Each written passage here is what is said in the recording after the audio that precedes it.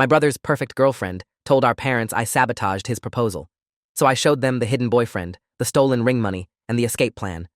My mother slapped me across the face the moment I walked through the front door. No warning, no explanation, just the crack of her palm against my cheek and the ringing silence that followed. I stood there in the entryway of the house I grew up in, still holding the birthday present I'd brought for my nephew, trying to understand what had just happened. My father was standing behind her with his arms crossed and his jaw clenched so tight I could see the muscles jumping under his skin.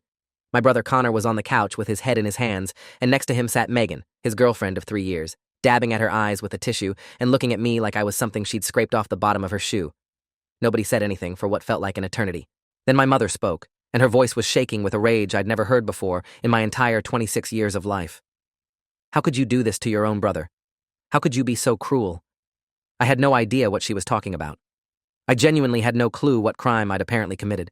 I'd driven 3 hours to be here for my nephew's 5th birthday party, and now I was standing in the foyer being treated like a criminal while Megan watched with tears streaming down her perfect face. What are you talking about? My voice came out steadier than I expected, considering my cheek was still burning and my heart was pounding against my ribs. Don't play innocent, my father said. Megan told us everything. She told us what you did. I looked at Megan sitting there on the couch, and for just a second, I saw something flash behind her tears. Something cold and calculating that disappeared so fast, I almost convinced myself I'd imagined it. She turned to look at Connor and put her hand on his arm, and he flinched away from her touch like he couldn't bear to be comforted. That's when I noticed the ring box sitting on the coffee table. Open. Empty. And suddenly, I understood that whatever Megan had told them, it was something to do with the proposal Connor had been planning for months. The proposal he'd asked me to help him with because I was his older brother, and I was supposed to know about these things. He'd shown me the ring 3 weeks ago, a 2-carat diamond that cost him almost $12,000 and 6 months of saving. He'd been so nervous and so excited, asking me if I thought she'd like it, if I thought she'd say yes, if I thought he was making the right choice. I told him she'd love it. I told him she'd say yes.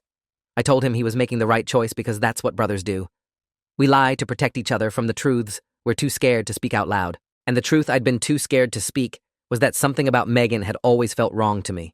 Not wrong in an obvious way, not wrong in a way I could point to or prove, just wrong in the way your gut tells you to check the locks twice before you go to bed. She was too perfect, too polished, too exactly what Connor had always said he wanted in a woman. Connor finally looked up at me, and his eyes were red and swollen like he'd been crying for hours. 3 years, he said. 3 years I've been with her. 3 years I've been planning a future with her, and you couldn't stand to see me happy, could you? You never could. Connor, I don't know what she told you, but whatever it is, it's not true. She showed me the texts, Nathan. He stood up, and his voice cracked on my name. She showed me the texts you sent her trying to convince her to leave me. She showed me the screenshots where you called me a loser and said she could do better. She showed me everything, and I still can't believe my own brother would do something like this. I felt the blood drain from my face. Texts? What texts? I never sent her any texts. I barely even have her number. Stop lying. My mother stepped forward like she wanted to slap me again. We saw them with our own eyes. Your name, your number, messages going back months. You've been trying to sabotage this relationship since the beginning. I shook my head, trying to process what was happening. This couldn't be real. This had to be some kind of nightmare I was going to wake up from any second. I never sent those texts. I don't know what she showed you, but it wasn't from me. Megan made a small sound, something between a sob and a hiccup. I didn't want to believe it either, she said softly. When I first started getting the messages, I thought it had to be a mistake. I thought maybe someone had stolen Nathan's phone or was pretending to be him. But then they got more specific. He knew things about Connor, private things only family would know. He kept telling me I deserved better, that Connor would never amount to anything, that I should leave before I wasted my life. I stared at her, watching the performance unfold with a growing sense of horror. She was good. She was really, really good. The tears, the trembling voice, the way she kept looking at Connor like she was trying to protect him from me. If I didn't know with absolute certainty that I'd never sent those texts, I might have believed her too. Let me see them, I said. Let me see these texts. Megan's eyes flickered, just for a second, before she reached for her phone. She handed it to my mother, who scrolled through something on the screen and then held it up for me to see. There it was. My name at the top of a text thread. Messages going back almost 8 months. Detailed, cruel, manipulative messages telling Megan she was wasting her time with my brother. Calling Connor names I would never use. Telling her she should leave him before the proposal because once she said yes, she'd be trapped forever. The number wasn't mine. It was close, off by 2 digits, but it wasn't mine. And the messages themselves were written in a way I would never write. Too formal in some places, too casual in others. Little things that wouldn't stand out to someone who didn't know me well, but that screamed wrong to anyone who did. That's not my number, I said quietly. Look at it. It's not my number. My mother squinted at the screen. It's close enough. You probably used a fake number to cover your tracks. I pulled out my phone and held it up next to hers. Look, my number ends in 2847. That number ends in 2347. It's not me. Someone is pretending to be me. Megan shook her head sadly. I thought about that too, she said.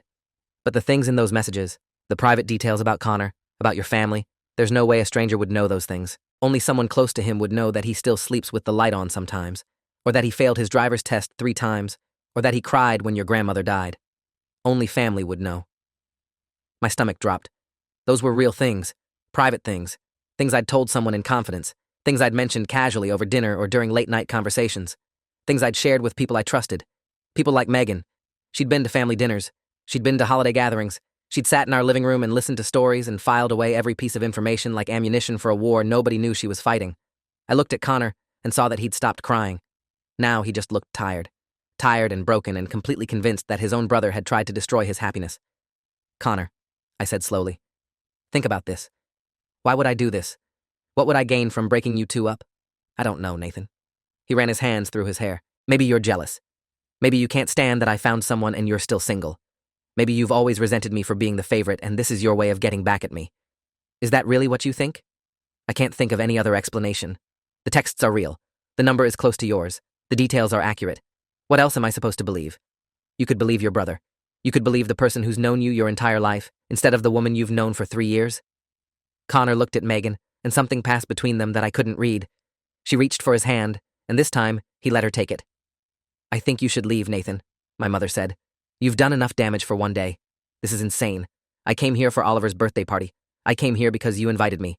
And now you're throwing me out because of some fake texts that anyone could have sent? My father stepped forward. The texts might be questionable, but there's more.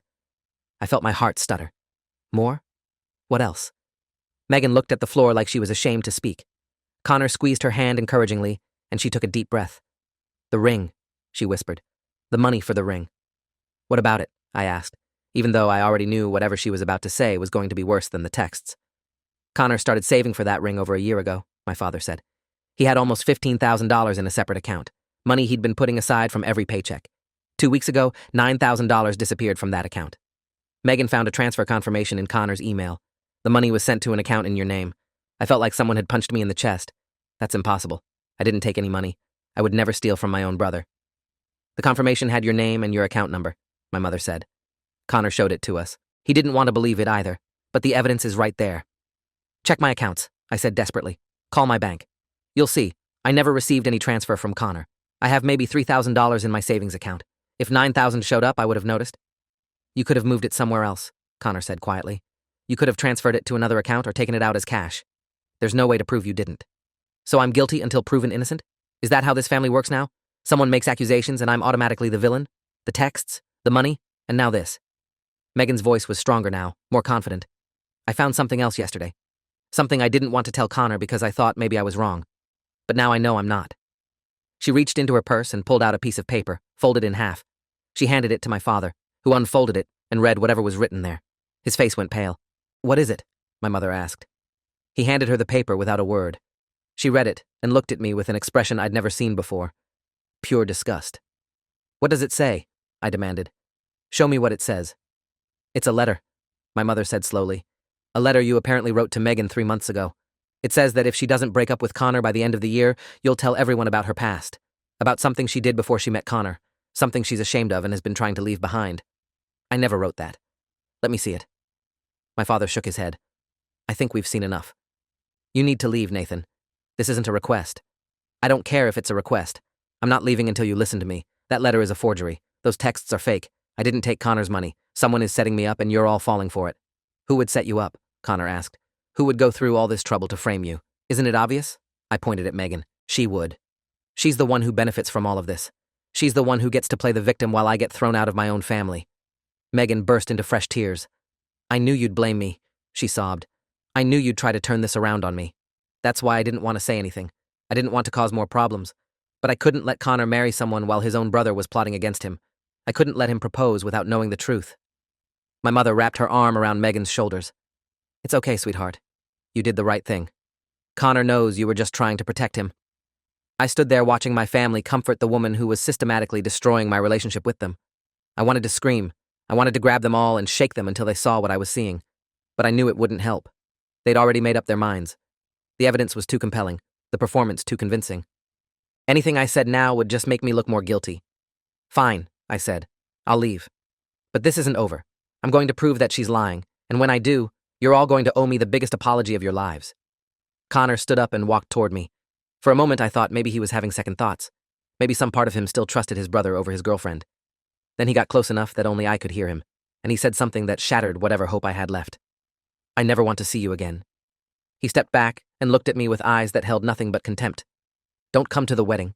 Don't come to holidays. Don't contact me or Megan ever again. As far as I'm concerned, I don't have a brother anymore. I wanted to argue. I wanted to fight, but I could see it was pointless.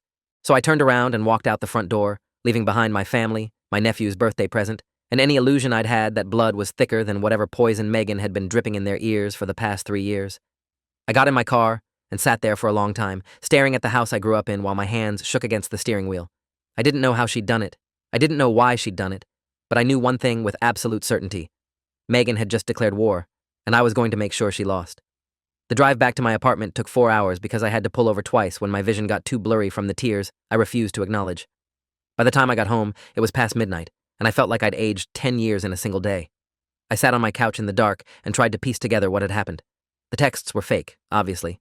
Someone had created a number similar to mine and sent those messages to Megan, or Megan had created them herself and pretended to receive them.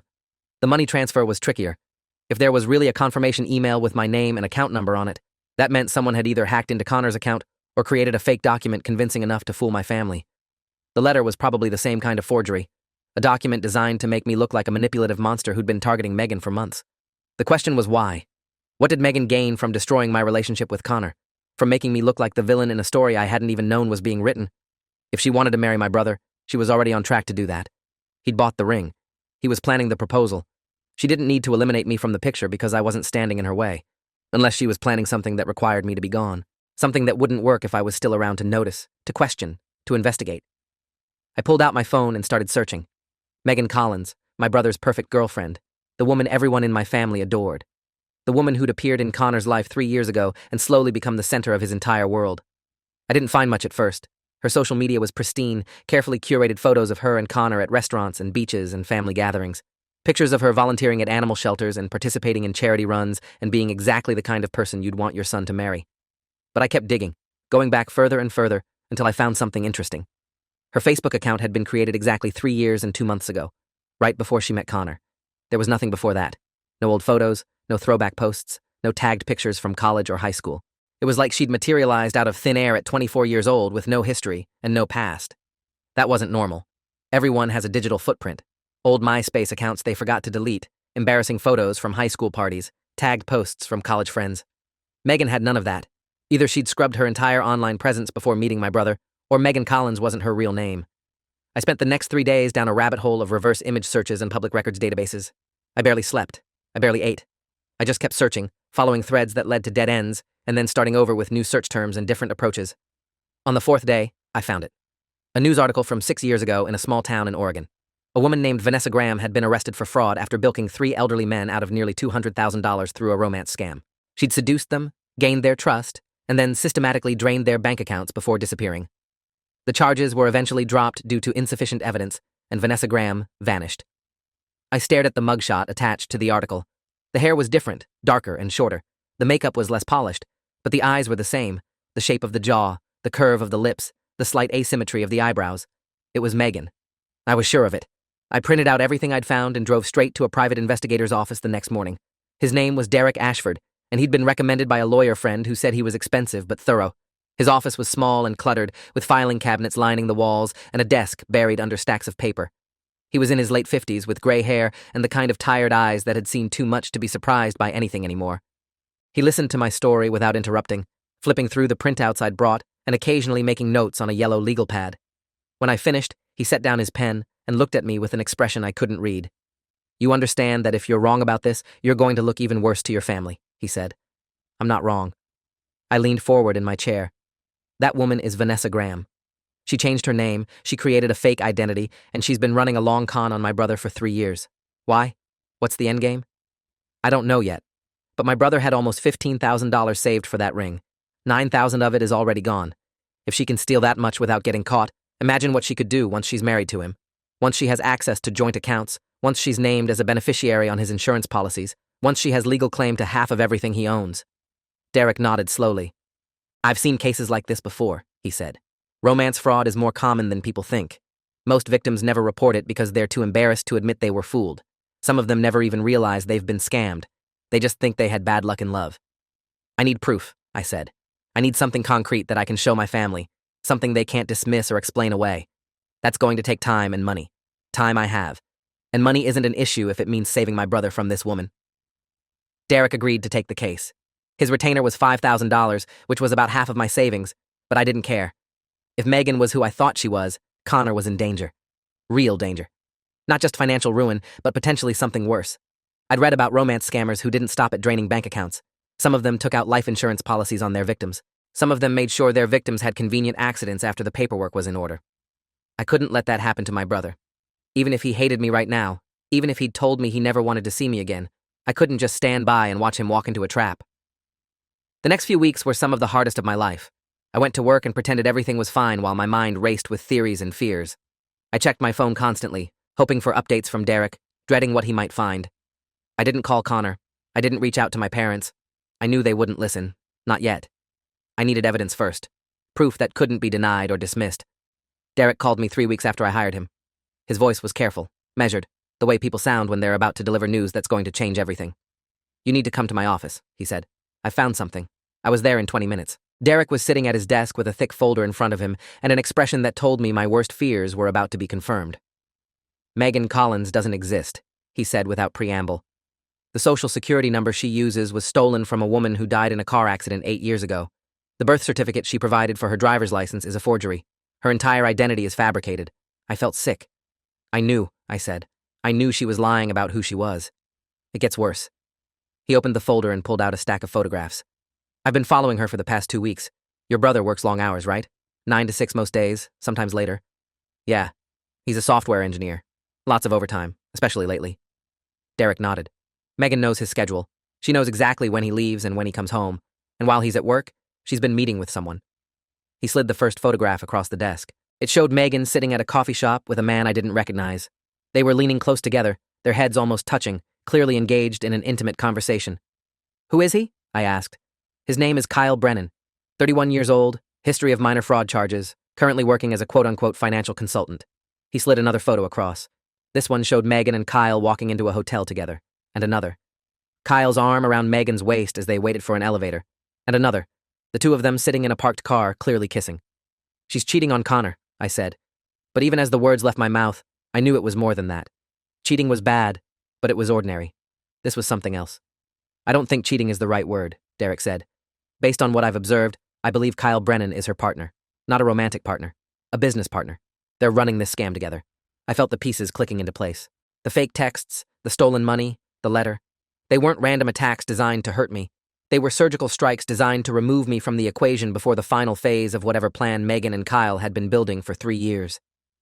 Derek pulled out more documents. Financial records. Bank statements. Transfer confirmations.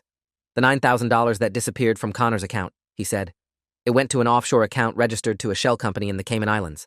The same shell company that received payments from 3 other men in 3 different states over the past 7 years. All of them were engaged or married to women who matched Megan's description.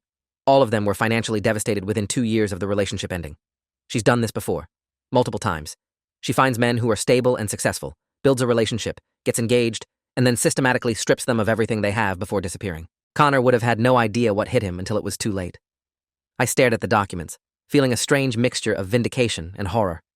I'd been right about Megan, but being right didn't make me feel better. It just made me more terrified for my brother. There's something else, Derek said. He pulled out one more photograph, this one showing Megan at a real estate office. She's been looking at properties in Costa Rica, specifically properties that don't have extradition treaties with the United States. I think she's planning to run. When? Hard to say. But if I had to guess, I'd say she's waiting for one more big score. Probably whatever's left in your brother's accounts, plus whatever she can access once they're married. She's going to marry him, take everything, and disappear before he even realizes what happened. We have to stop her, I said. We have to tell Connor. Derek shook his head. If you go to your brother with this, he's not going to believe you. As far as he's concerned, you're the villain. Megan has spent months poisoning him against you. Anything you say will just look like a desperate attempt to continue sabotaging his relationship. Then what do? We don't tell Connor. We show him. I hired a lawyer named Patricia Dumont, who specialized in fraud cases. She was sharp and no-nonsense, with a reputation for taking down white-collar criminals and scammers who thought they were too smart to get caught.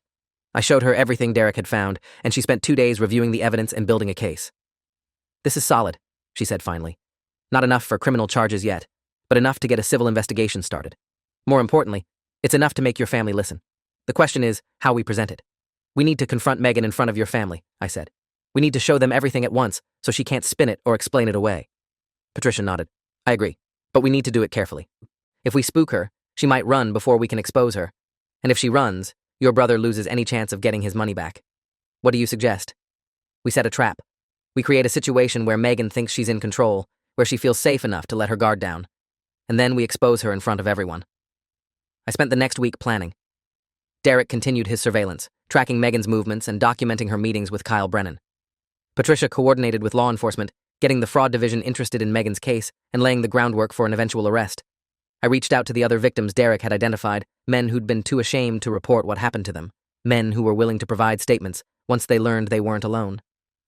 Everything came together on a Saturday afternoon, 3 weeks later.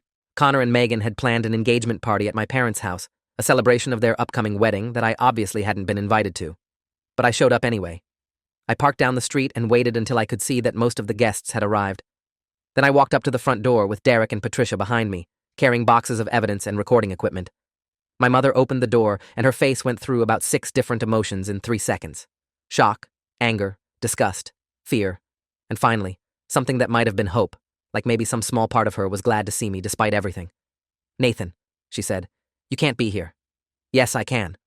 I stepped past her into the house, and you're going to want to hear what I have to say. The living room fell silent when I walked in. 50 people staring at me like I'd just walked into a funeral and started dancing. Connor was standing near the fireplace with Megan beside him, her hand resting possessively on his arm. His face went red when he saw me. Get out, he said. I told you I never wanted to see you again. I know what you told me. But before you throw me out, you need to see something. I turned to Derek. Show them. Derek set up a laptop on the coffee table and began pulling up documents, photographs, bank records, news articles from Oregon, evidence that Megan Collins was actually Vanessa Graham, a serial romance scammer with a string of victims across 3 states. The room was silent as he explained each piece of evidence. Megan tried to interject several times, but Patricia stopped her. You'll have your chance to respond, she said. But first, you're going to listen. Connor's face had gone from red to white. He kept shaking his head like he could make the truth disappear if he just refused to believe it hard enough.